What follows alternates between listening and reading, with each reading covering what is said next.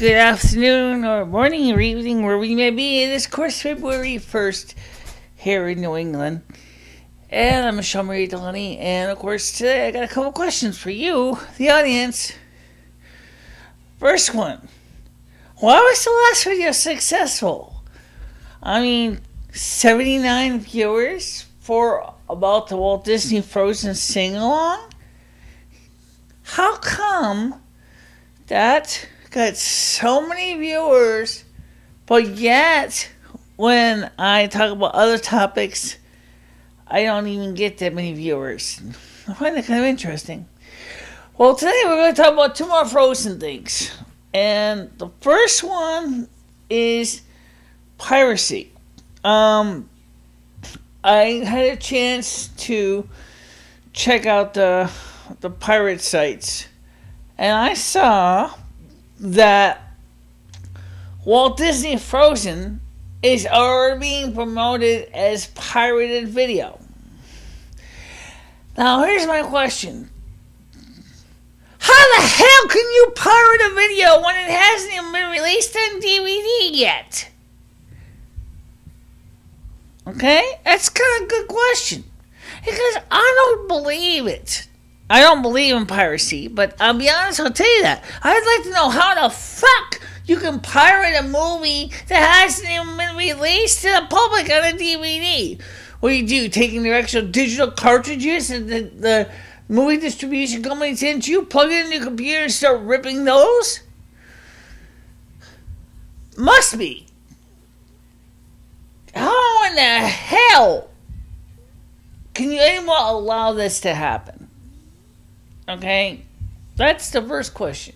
And second of all, I thought that movie promoters that you're using digital medium was going to make it possible for you to send videos to your theaters in ways that was going to save you money. Instead, some pirate is finding a way to rip you off even easier. I don't understand how this is allowed to continue. Now, I'm going to buy my DVD. Thank you very much. Yeah, I could have downloaded that movie off the Pirate Bay, but I'm not going to. I'm going to buy a legitimate copy. But I will tell you what. For the sake of the companies, I don't always support the big guy, but this time I'm going to support the man only because of one reason. It costs a lot of money to make a good movie. Okay? Now, I know that Walt Disney has made a fortune in the movie in the theaters right now, and they're doing great, and their franchise is doing wonderful, and that should be. They gotta pay the workers, the composers, the script writers, the musicians. They gotta pay the animation people, the lighting specialists. And that costs money, guys. The CGI department. It's not free. No more than this video is free. I mean, to you and YouTube it's free because I don't charge you to watch my videos. But production is not free. I just don't send you the bill for it. That's the only difference. Okay? Next thing is I'm going to sing right now, guys. For the sake of humanity, please buy the DVD/Blu-ray. Don't steal it, okay? Or better, go to the movie theater and watch the film if you're not already. If you are, I'm glad to see that. Because right now, Mallory Brook Cinemas in Winston has gone bankrupt. The only multiplex in the whole area, besides Torrington, has gone dark because it wasn't making money. First of all, a lot of reasons why. This is true for a lot of theaters. Number one, location. Let's put it this way. Location stinks on ice. I mean, it's a whole idea of putting it in the Mallory Brook Plaza, which is like a really no-go plaza because no one goes there except for Tractor Supply. and maybe even Family Dollar, or maybe even People's, or maybe just the hell of it going to Radio Shack or into Sears Brand Central. It's not really much of a big deal. Okay? Second of all, the economy in Winston is still very soft. There's no way in hell the average person is going to spend the prices that they're charging for tickets. What's it about $15 to $20 a seat? During non-matinees, and during matinees like 10. Excuse me, but that's a little bit more than the market can bear. You know, that's not reasonable. I mean, to go see a movie is a once in a month. For some people, it's a once in a lifetime experience to actually go to the cinema. For others, it's like once a week. For me, it's like maybe once a year. Okay, I do like going to see a movie on the big screen, but you know, I got to be able to get there, and that was the closest cinema. Now, Simsbury Commons is going to be having Frozen, I think the regular and possibly the musical playing at the same time. If you are near Simsbury Commons there on Bushy Hill Road, you can watch it there. Unfortunately, Cinerama in Torrington does not have it playing there. They may have had it playing there at one time, but it's not there now. So that's totally, it's a no-brainer.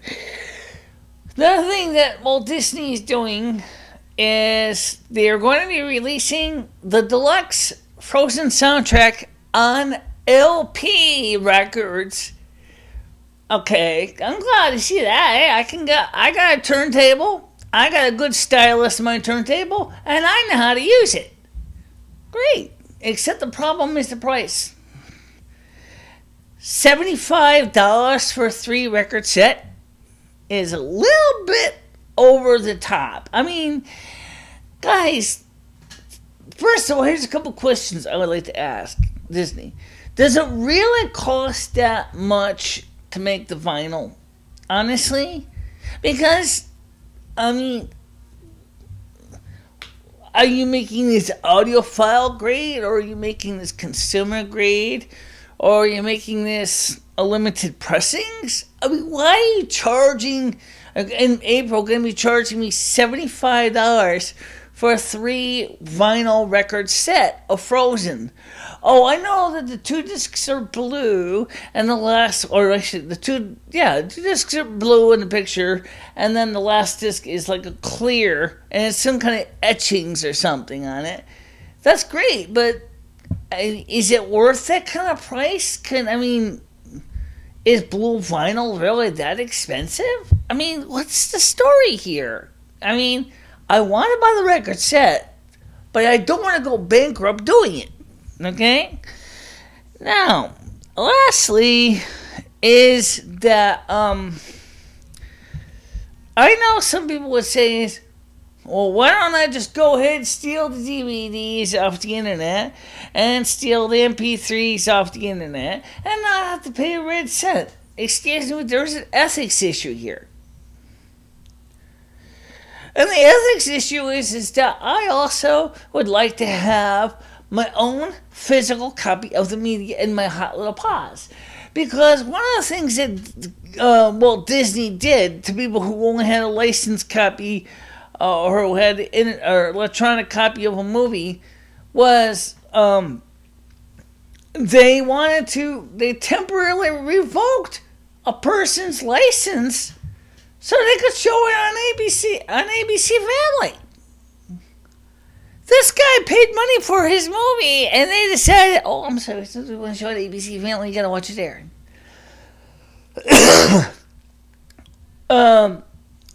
I don't like that idea. Thank you very much. Okay? That makes me a little bit uneasy to think that I would actually be told that if I spend, say, for a MP3 or MP3 of the album, that I plop in my MP3s and my MP3 player saying, I'm sorry, this content is not licensed for your enjoyment. I think that'd be a little bit too much to bear. Okay? Or if I go to iTunes and go watch, say, Shrek. I got Shrek on DVD, by the way, but this is an example. Shrek, And then all of a sudden find out, I'm sorry, your license has been temporarily suspended because it's playing on ABC today. Okay. But I still think that's kind of stupid. Okay? So you see why reason I get frustrated. That's when the pirates are rising up their boats and going, aha! But we got these videos in the Pirate Bay, and you can watch them there, and there's no copyright licensing. First of all, let's be honest here. What is a legitimate use for downloading a movie off the Pirate Bay? You know, I'll tell you a story. I got a copy of The Snow Queen from 2002 starring Bridget Fonda. My disc still plays okay. It's got a scratch. It sometimes doesn't play properly. I wanted to keep a copy of the movie. I wanted to put it on my iPhone. So I could rip a disc, which has got imperfection, which certainly isn't going to play any better on my iPhone.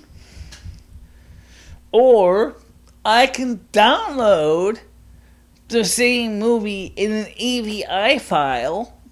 Remember, I have a legitimate copy here. And then I can go ahead and convert that into an MP4 and plug that onto my iPhone. Remember, I have this DVD, so I didn't steal it without buying the disc. I bought the disc first, and I played it to death, pretty much. So, for me, it's a major step. Also turns out that the AVI file is also, it's close to, it scales a better to 720p video than 16:9 ratio than 4:3. So I'm rendering it in as MP4 in 720p. Actually 720i because I'm rendering it at 25 frames or 30 frames per second. It's a hard sell in this day and age of videos to determine what's the best thing to do. But the first thing I'm going to tell you is, please, for those people who are excited to know that you can download an illegal copy of Frozen from the Pirate Bay, please buy the disc. Please save yourself potential court time, because you don't know if those those videos on the Pirate Bay may have been it may have been designed to be a honeypot to grab unsuspecting crooks. Okay, so please, I'm not saying it's buy the legitimate DVD when it comes out in March. It'll be a lot better for you. Now, as far as the vinyls, I'm going to look to see if there's any better prices on them. I want to support Walt Disney to encourage more of their soundtracks to be re-released in LPs. But I have to be honest that the introductory price of $75 is a little bit much to chew on. I don't care how nice the package looks. It has to be something that I really could see spending that kind of money on. And if it's going to cost me that much money, it better be darn good. But some of the music in the movie really, I've heard some of the other songs, don't really sound too exciting. Sure, Let It Go is one of the most major successful songs of the whole movie. But there's a few others that sound pretty interesting too, like You Want to Build a Snowman and from the Olaf the Snowman, talking about summer. But I think that the whole point is that it's just not really something that I'm looking forward to seeing. I'm just saying right now, folks, is that I think Idina Menzel had done a beautiful job on the Let It Go song. And I think that she should be commended for what she has done. And it was a wonderful piece of work that she did. And it was also a wonderful piece of work that was done by the animators. And, of course, the software creators that made the CGI scripts that make the animations work. You guys did a beautiful job. Congratulations. I'm very impressed with what I've seen from the movie so far. I really want to see it. I really do. but, you know, I don't have a theater in my area right now, so I can easily get to. Not that I could easily get to Mallory Brook Plaza anyway, but the point is it was a lot closer. At least if I had to, I could always call dollar ride and schedule a ride down there and see a few movies and say 1 or 2 sittings and then be done with that. But, that's not going to happen. But what is going to happen is we did buy the mixer for the studio. And we are buying the mic cartridges for the microphone so that we can begin the process of setting up so we can have multiple microphones to cover multiple positions. Okay? It's still kind of in that, you know, still kind of in the rough, but oh well. That's a good start. So, and of course, I'm very happy to see that people have enjoyed the videos, and I'm hoping you'll continue to enjoy them. I mean, 79 viewers. I mean, what did I do to get so many viewers? Was that because of my honesty? Because I'm always honest with you. Also, Von Fry will, who runs a website called Von Fry Will Die. He mentioned a couple things about YouTube that I'm going to ask you. First of all, as Chris Pearl discovered, YouTube has a studio in London, and there also is one in Los Angeles. There's one in New York City as well. What kind of people use their studio? Okay, obviously, I never got an invitation to use their studio, but then maybe YouTube thinks, "Oh, Michelle doesn't need to use our studio; she already has one." Yeah, okay, I got one. That's true. And I have been doing YouTube videos now for a long time from this room. I've done many with you. Some good, some bad, you know, whatever. But I have to admit that the thought of the work I do, and he says is, the problem is with YouTube right now is that only a small subset of people actually get paid for video production, and only a small subset of people really get paid for viewers for pay-per-click using AdSense. Well, YouTube is a really big place. I mean, there's a lot of material. I mean, I can't even keep up with it all. But a lot of time the problem also is that the producers of these videos, unfortunately, this one falls in my category too, don't always choose the most creative titles or the most creative YouTube tags so people can find the videos easy. Okay? And that's kind of hurts that person because they want to make a good video. They really do. They focus on it. They dream of it. We all look and go out there like, you know, Michael Cottrell and his family, you know, Hollywood hillbillies, and end up in Hollywood, and that's great. That's the ultimate. But unfortunately, it's sad truth. There's a good portion of us that's not going to happen. You know, it takes a lot of work to do what we do. That's another thing. Some people think that all I have to do is hang a green cloth behind me, use chroma key, throw a picture on the back wall, and a couple fluorescent light fixtures, in this case, studio fluorescent CFLs with reflectors, and I'll basically sit down in front of the big fat, you know, big large green screen, put a microphone in my mouth, have a cat sitting, no, this is kind of optional, but it kind of ends up there anyway, the cat sitting on this table where I'm sitting, and basically that's it. Well, there's a part of the work that goes into this, too. I mean, it's just like with any production. You have to have a reason to come out here. You don't want to just... Oh, okay, I got an idea. Literally just visualize for a minute what happens if you didn't come out here with a planned script. When I say script, I don't have a big, giant pad of paper that has every single topic on every page that describes what I'm going to talk about. Because a lot of times, remember, I'm legally blind. I have to read something I'm less than 3 inches from my face, or from the subject I'm reading. That covers my mouth, which distorts the sound. So obviously, everything I talk about is coming from memory. I have to memorize my topic I'm going to talk about. And sometimes, because of my Asperger's, I run a little too long. And then sometimes I have to then take the video and then just chop it down and make it a little more digestible. Sometimes I deliberately add a lot of extra material so that I can edit it out to fit into a certain thing. So anyway, the point is that, number one, please do not steal videos off the internet.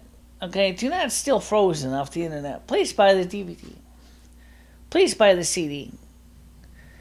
And if you can afford it, please buy the LP. Maybe it'll be cheaper on Amazon and eBay a little later on, but probably not. But what we need to do is the same thing with Torture Tronin's I Walk Alone album, My Winter Storm. If you can buy it fresh off the press, okay, are you going to listen to it, or are you just going to leave it in the shrink wrap? Now, I'm going to tell you a secret. If you're never going to play the vinyl, number one, make sure, because of the plastic wrapping, depending on how it's wrapped, maybe it'll be no more thicker than a saran wrap, and it'll start to peel off. If you're just collecting the vinyl, keep it, number one, upward. Number two, you want to keep it flat. Now, how do you do that? Well, if you're not going to listen to this thing anyway, well, just put it into a 12 by 12 picture frame. Leave the saran wrap on, and put a piece of glass on top of it, and keep the records. It's going to be thick. It's going to be about 5/16 of an inch thick. But that's okay. Okay? If you're not going to play it, who cares? If you're like me, you are going to play it. I mean, someone says, oh, but that's going to lower the value of the record. I didn't buy the record just to look at it, kiddo. I bought the record because I want to listen to it. That's why I bought it. Hey, why don't you buy the CD? It's cheaper. Because I don't have a CD player. Except on my computer. Oh, okay. So anyway, that's the reason why I would say is also for audio files. Let's talk about that for real quick. What I like about the record is if it's made well, this is a key piece. I have records in my collection that are over 60 years old and I can still play them. I'm never going to see a CD that lasts 60 years. I don't think I'll even see a CD that even really lasts.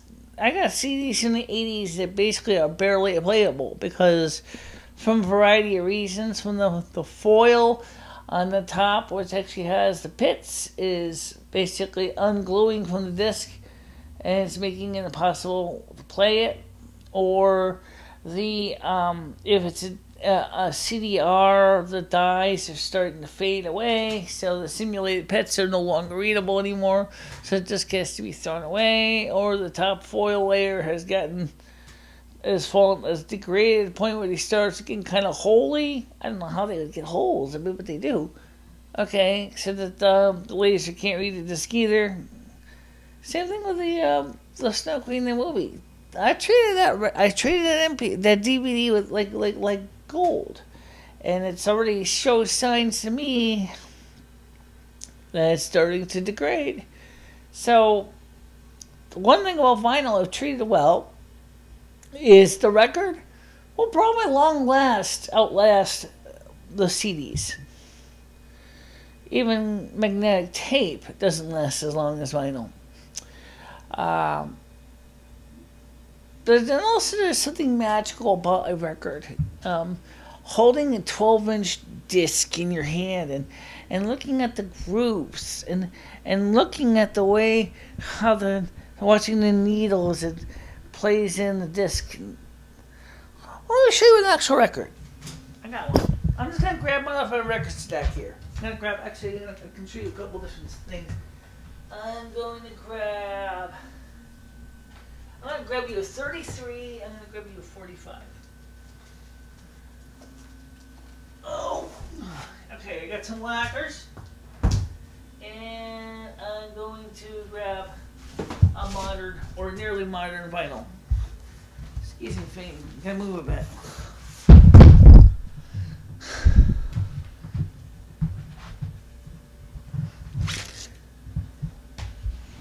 This is a Christmas record.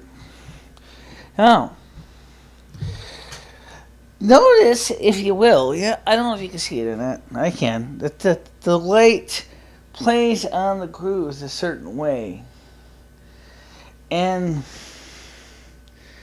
this vinyl is probably maybe about an eighth of an inch at its thickest part, and it has a nice smell to it. It smells fresh and rich. That's a vinyl record. This record is not that old. It's not that new. This came out probably in the 70s. Okay. Actually, let me see if I can look at this record. 1978. Okay. That's 1978 vinyl. Look at it. Now this one was a box of records that I got that this way records albums used to come for long play records. These are 78 RPM lacquers. These play on a standard 78 big roll up. Okay. About 5 to 7 minutes aside. You can see the grooves on it. This one's a good example of a nicely well-treated lacquer. Okay? And you will notice you can still see the grooves and how big they are. And you can see that every record I ever have has its own unique signature. Even ones from the same pressing, from the same stampers. Every single one of the vinyls I have has its own unique sound. Now this is a pretty heavy lacquer, right? Now honestly, if this was something similar to the kind of thickness and the kind of weight, and certainly it's about the same diameter, if this the Frozen LP soundtrack, I could see why they would charge about $25 a record. But I'll have to be honest, that's still pretty pricey. I mean, for a vinyl. I mean, really. And for a little more money, you can also get. Let's back and sleep here now. Okay. Okay. There we go. All my records I've always treated very gently. Okay? The point is that these records, this one here, it was probably made 60 plus years ago.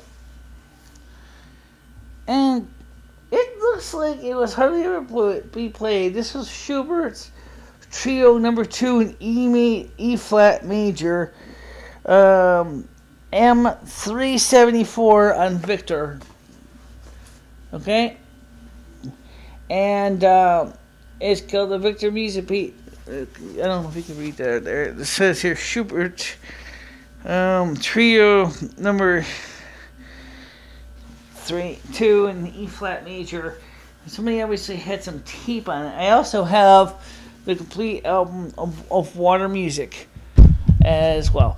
So I mean, the point is that these vinyls will outlast any CD. Come on. You have music that can last 60 plus years and it still sounds almost as good as the day somebody made it in a recording studio. Now that is a testament to technology. Now I'll put these back here because I don't want to lose these. Okay.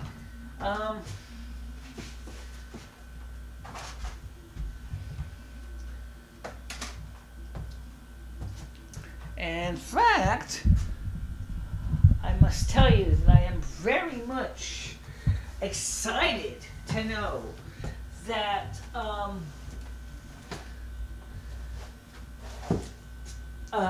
Disney is going to be releasing the soundtrack in a deluxe vinyl edition. But I think that you're going to have to come down in price a lot to be, you know, could you bring it down to $40? $40? Come on, it wouldn't be so bad. $40 for a 3-record set. That's a little more possible. I gotta admit, there's something special about records, but I mean, it's just a little bit high in the price. Alright, guys, anyway, I'm gonna let you go. And please, don't forget to leave comments below. I'm gonna let you go. I'll talk to you later, okay? Bye.